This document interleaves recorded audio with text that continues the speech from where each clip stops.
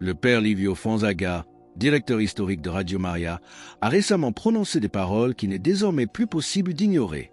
Selon son analyse percutante, les 10 secrets de Medjugorje ne peuvent plus être mis de côté, ni traités comme de simples détails réservés à quelques dévots en quête de sensationnalisme.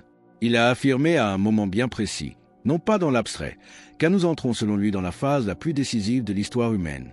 Une phase qui n'exige pas une préparation pour demain, mais une véritable préparation spirituelle maintenant, dans l'immédiat.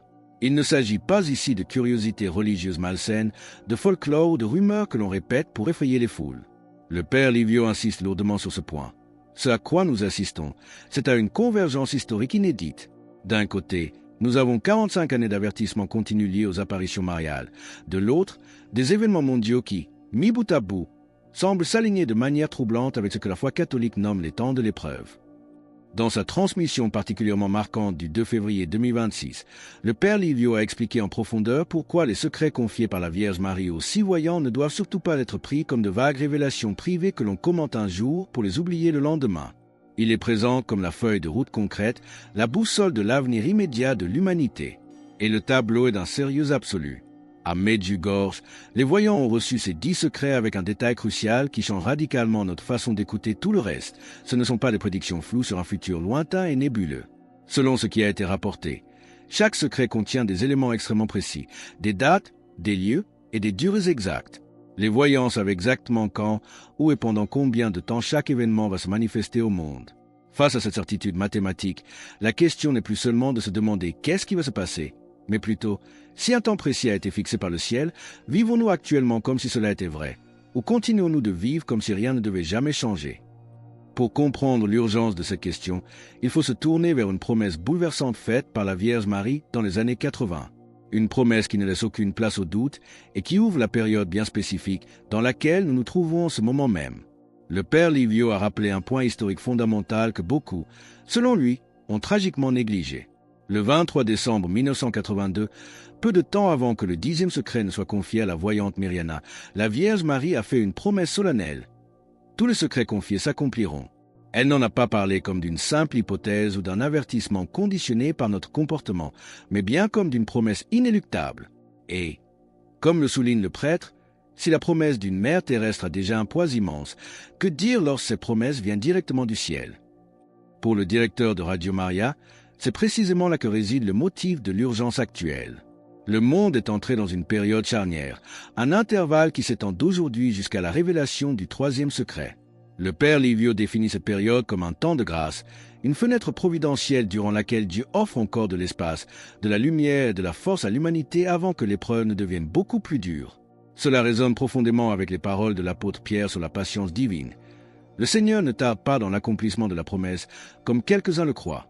Mais il use de patience envers vous, ne voulant pas qu'aucun périsse, mais voulant que tous arrivent à la repentance.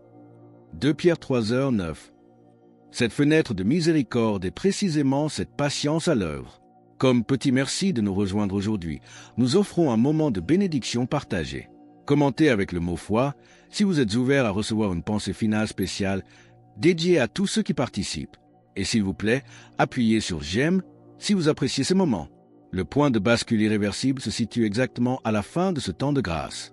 Selon les récits, le 3e secret se manifestera sous la forme d'un signe visible, permanent et indestructible sur la colline des apparitions, le mont Podbrdo. À partir de cet instant précis, affirme le père Livio, la bataille spirituelle commencera pour de bon. Les secrets suivants, du 4e au 10e, correspondraient dans leur intensité aux 7 trompettes de l'Apocalypse. C'est ici que tombe la phrase qui foudroie tout confort spirituel. À ce stade, la neutralité deviendra absolument impossible. Fini le tiédeur, fini les compromis. Chaque âme, qu'elle le veuille ou non, aura été contrainte de choisir son camp. Ressentez-vous le poids de cet avertissement? Il ne s'agit pas d'un discours destiné à terroriser, mais d'un appel vital qui nous oblige à regarder au fond de nous-mêmes. Tant que tout reste théorique, il est si facile de remettre sa conversion à demain. Mais si cette fenêtre de grâce n'est pas destinée à rester ouverte pour toujours, la vraie question n'est plus de savoir qui a raison dans les débats théologiques. La seule question qui comptait, suis-je aujourd'hui en train de devenir une personne capable de rester debout avec Dieu quand les choses deviendront plus difficiles? Cette promesse absolue de l'accomplissement des secrets change radicalement notre manière d'écouter les messages. Elle nous interdit de tout reléguer au rang de langage symbolique. Mais comment cette pédagogie divine va-t-elle s'articuler concrètement? Ce qui va se passer juste avant l'apparition de ce fameux signe indestructible révèle une stratégie céleste stupéfiante que le monde s'apprête à vivre en direct. La promesse faite le 23 décembre 1982 est le point sur lequel le Père Livio revient inlassablement, car elle ne laisse aucune place aux interprétations confortables. La Vierge Marie, selon les témoignages, n'a pas dit si, elle a dit quand. Elle a affirmé avec une autorité céleste que tous les secrets confiés aux voyants se réaliseront. Cette simple nuance sémantique change radicalement notre façon d'écouter. Une telle promesse ne permet plus de classer ces messages dans la catégorie des suggestions spirituelles ou d'un langage purement symbolique que l'on pourrait adoucir avec le temps. C'est une garantie absolue. Et comme le souligne le Père Livio avec force, la Madone tient toujours ses promesses. De là naît une distinction fondamentale qui échappe à beaucoup de nos contemporains. Les secrets n'ont jamais été donnés pour satisfaire la curiosité morbide des foules, ni pour créer un climat de terreur. Ils ont été donnés pour préparer l'humanité. Et dans la vision chrétienne, la préparation n'est jamais une improvisation de dernière minute sous l'effet de la panique. C'est un cheminement, une construction. Le temps actuel est pensé comme un temps de miséricorde ultime, une opportunité inouïe offerte par Dieu pour remettre de l'ordre dans nos vies, redresser ce qui est tordu et revenir à l'essentiel avant que nos choix ne deviennent irrémédiablement définitifs. C'est ici que la pédagogie divine se révèle dans toute sa splendeur. Ce n'est pas un coup aveugle, ni une punition vengeresse, mais un processus graduel pensé pour secouer l'humanité sans la détruire, pour la réveiller avant d'avoir à la contraindre. Cela nous renvoie directement à la promesse implacable de l'Ancien Testament, car le Seigneur, l'Éternel, ne fait rien sans avoir révélé son secret à ses serviteurs les prophètes, Amos 3h7. Dieu prévient toujours ses enfants avant que l'orage n'éclate. C'est pourquoi le silence prudent gardé par l'Église pendant tant d'années n'était ni du désintérêt ni du mépris. C'était une stratégie pastorale profondément réfléchie. Certaines vérités, si elles sont dites trop tôt ou à des esprits immatures, n'aident pas à construire la foi. Mais aujourd'hui, alors que l'échéance approche à grands pas, se taire devient irresponsable, affirme le prêtre. Selon ce qui a été révélé, les 2 premiers secrets frapperont Medjugorje en premier lieu. Pas le monde entier, mais ce petit village de Bosnie-Herzégovine. Pourquoi? Parce que c'est précisément le lieu qui a reçu le plus de lumière, le plus de grâce et le plus de temps. Comme l'affirme logiquement le Père Livio, à qui il a été donné beaucoup, il sera demandé beaucoup. Ces 2 premiers événements sont décrits comme des purifications, des désastres naturels qui toucheront les infrastructures et nos fausses sécurités matérielles. Non pas pour anéantir, mais pour détacher violemment l'homme de ce à quoi il s'accroche comme si c'était éternel.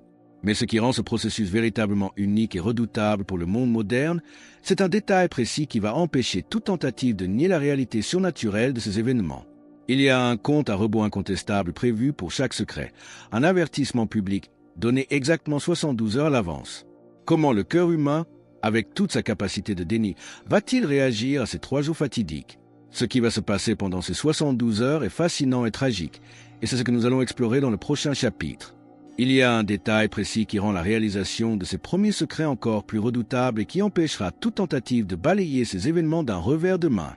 3 jours exactement avant que chacun de ces secrets ne s'accomplisse, un avertissement public sera donné au monde entier. L'humanité ne sera pas prise au dépourvu à la dernière minute. Elle aura 72 heures de préavis pour décider si elle choisit de faire confiance ou non. Et c'est ici qu'entre en jeu un facteur tragiquement humain. Dans toute situation de crise majeure, la première ligne de défense n'est pas matérielle, elle est mentale. L'esprit non préparé, dépourvu d'une discipline intérieure solide, cherchera toujours une échappatoire rationnelle pour fuir une réalité qui le dépasse. Le Père Livio prévoit avec lucidité que beaucoup, même face à cet avertissement clair, chercheront frénétiquement des explications alternatives. Ils scruteront les prévisions météorologiques, invoqueront des coïncidences statistiques et refuseront de quitter leur certitude sur la simple base de paroles spirituelles. Pire encore, lorsque l'événement se produira exactement au moment annoncé et de la manière annoncée, beaucoup de ceux qui auront refusé d'écouter chercheront quand même une voie de fuite psychologique. Ils diront que c'était un coup de chance, que les données ont été manipulées. Cela en dit long sur le cœur humain. La capacité de nier l'évidence peut s'avérer bien plus forte que la peur elle-même. Le 2e secret suivra un schéma similaire, un nouvel avertissement, une autre épreuve. Mais à ce stade, l'attention ne sera plus seulement locale. Les regards du monde entier convergeront vers Medjugorje. Les caméras des médias internationaux débarqueront, les experts débattront sur les plateaux, les théories se multiplieront. Et pourtant, avertit le prêtre, même à cet instant, Une grande partie du monde refusera toujours de reconnaître ce qui se dresse sous ses yeux. Si ce message résonne profondément en vous et que vous vous sentez poussé à affirmer votre foi en cet instant, partagez Amen dans les commentaires ci-dessous. Puis viendra le troisième secret, et c'est là que tout bascule définitivement. Contrairement aux deux premiers, il ne s'agira pas d'un événement temporaire, d'une catastrophe naturelle ou d'une tempête qui finit par passer. Ce sera un signe permanent laissé directement sur la colline des apparitions.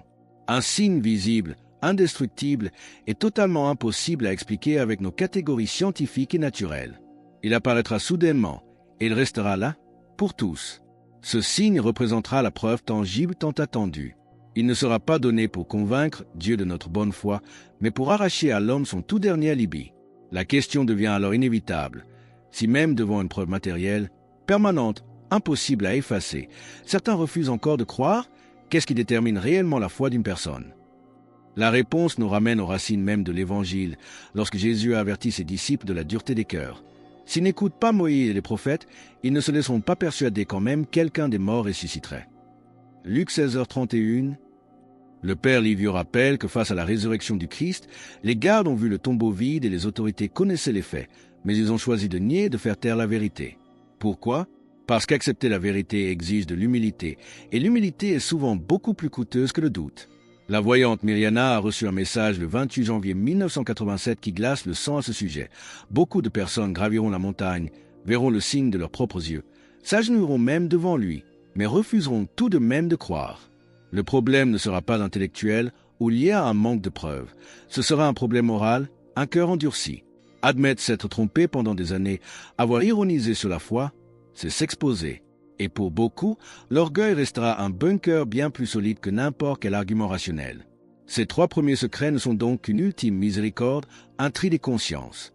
Mais que se passera-t-il lorsque la période de préparation prendra fin? À partir du quatrième secret, le rythme s'accélère brutalement, ouvrant la voie à ce que le père Livio identifie aux sept trompettes de l'Apocalypse. C'est précisément pour cette raison que le père Livio trace une ligne de démarcation absolue entre les trois premiers secrets et les sept suivants. Les trois premiers ont un but pédagogique. Ils servent à préparer l'humanité, à placer chaque individu face à sa propre conscience et à offrir une ultime possibilité de choisir avant que la pression spirituelle et physique n'augmente de manière écrasante. Mais à partir du quatrième secret, prévient le directeur de Radio Maria, le rythme change drastiquement. Les événements se succéderont beaucoup plus rapidement, sans laisser de longs intervalles pour des décisions de dernière minute. C'est ce qui l'identifie sans détour aux sept trompettes de l'Apocalypse. Sur cette partie du plan divin, les voyants sont presque toujours restés murés dans un silence pesant.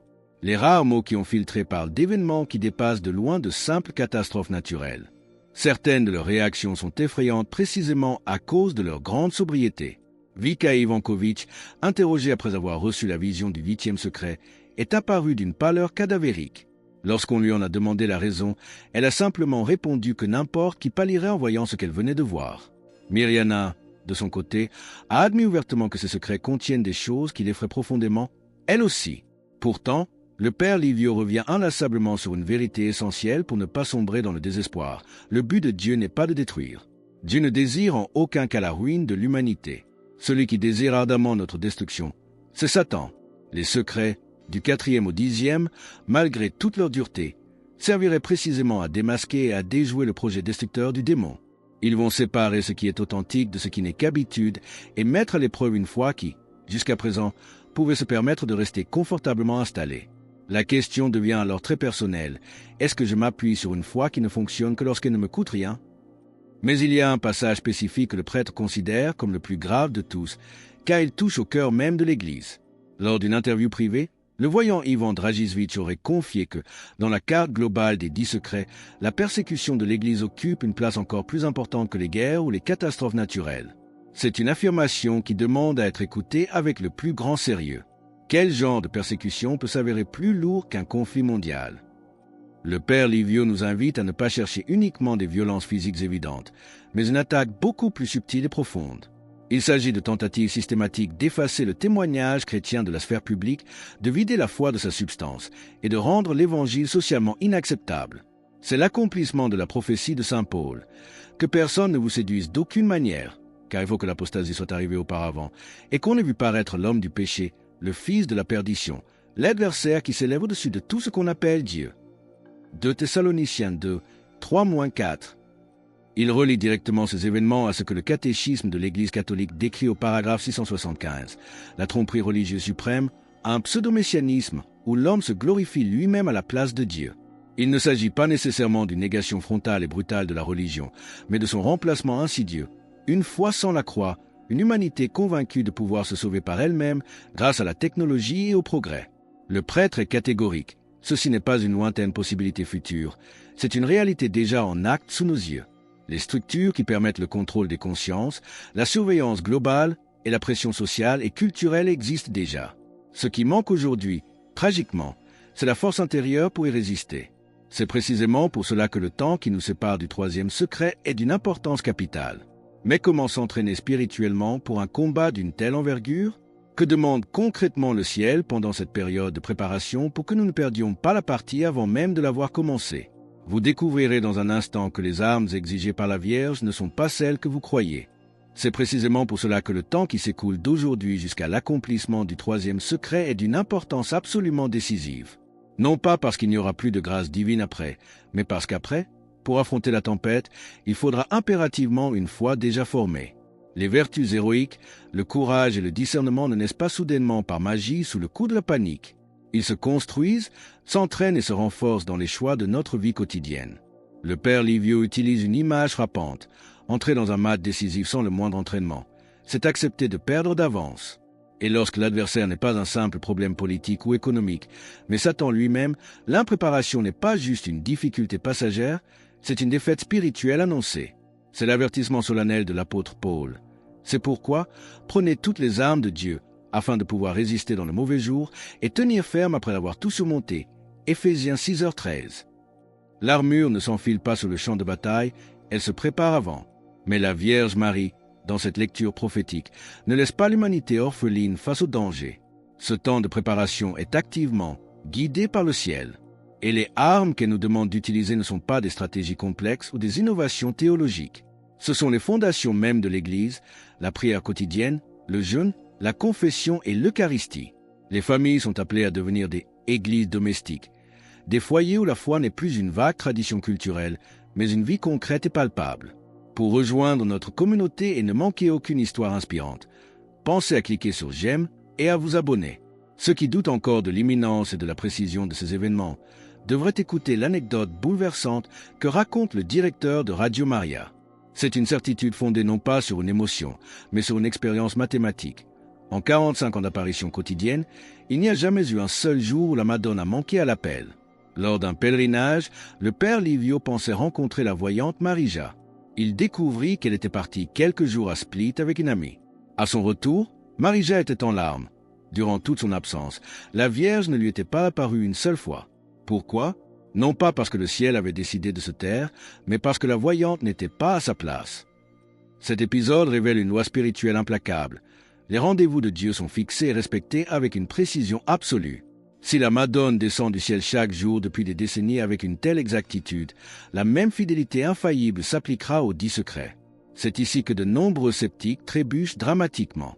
Ils exigent des preuves irréfutables avant de se décider à croire. Mais la vie spirituelle ne fonctionne pas ainsi. La confiance précède toujours la pleine compréhension. Celui qui attend sagement le signe incontestable du troisième secret pour enfin changer de vie découvrira avec effroi qu'il a attendu trop longtemps. Car après cela, le temps des décisions de dernière minute n'existera plus. Il nous reste un dernier pas à franchir. Alors que les fondations du monde tremblent, vers quoi devons-nous tourner notre regard pour ne pas sombrer dans le désespoir? Une vision prophétique, reçue en 1943 par sœur Lucie de Fatima, apporte la clé ultime pour comprendre la finalité de cette gigantesque épreuve. Vous devez entendre ces mots avant que le silence ne retombe. Pour comprendre la finalité de tout ce qui vient d'être dit et ne pas sombrer dans le désespoir, le père Livio nous ramène à une vision prophétique bouleversante. En 1943, juste avant la rédaction définitive du fameux troisième secret de Fatima, sœur Lucie a reçu une vision terrible. Elle y a vu des bouleversements énormes, des catastrophes sans précédent frappant la terre entière. Et pourtant, au milieu de ce chaos apocalyptique, une voix s'élevait pour proclamer avec majesté la Sainte Église catholique apostolique. C'est là que réside le sens profond de tout ce que nous allons vivre. À travers la purification, c'est le triomphe qui arrive.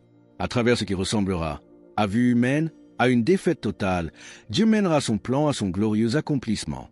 Les secrets de Medjugorje ne servent absolument pas l'agenda destructeur de Satan, ils servent le dessein salvifique de Dieu. La Vierge Marie l'a redit avec une clarté poignante dans son message de septembre 2023. Satan veut détruire vos vies et la planète, mais Dieu vous aime et m'a envoyé pour vous sauver. Même ce qui nous apparaît dramatique, éclairé par cette lumière, devient un acte de miséricorde divine. C'est la promesse même de Jésus qui résonne à travers les siècles pour nous fortifier aujourd'hui. Vous aurez des tribulations dans le monde, mais prenez courage, j'ai vaincu le monde. Jean 16h33. En fin de compte, tout se résume à un choix extrêmement simple, mais loin d'être facile. Rester avec l'Église, unie au pape, profondément enraciné dans l'Évangile, ou glisser doucement vers cette apostasie confortable qui domine la culture d'aujourd'hui. Le père Livieux le rappelle avec gravité. Les secrets ne sont pas des punitions aveugles, ce sont des purifications. Ils vont forcer chacun à révéler qu'il vit sa foi comme une relation réelle avec le Christ et qu'il a réduite à une tradition sociologique bonne uniquement tant qu'elle ne coûte rien.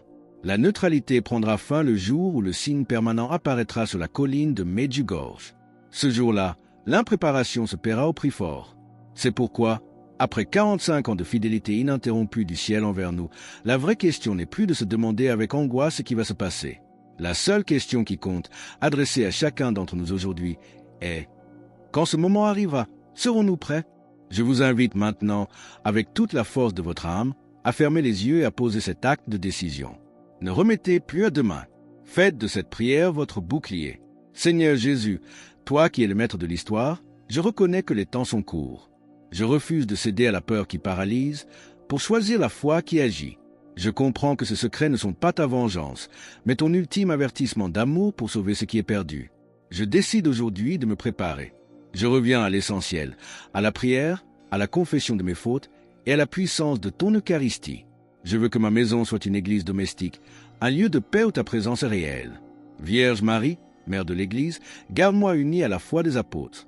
Si l'épreuve doit venir, que ta grâce me trouve debout, confiant que, comme pour la croix de ton Fils, ce qui semblera être la fin ne sera que le véritable commencement. Amen.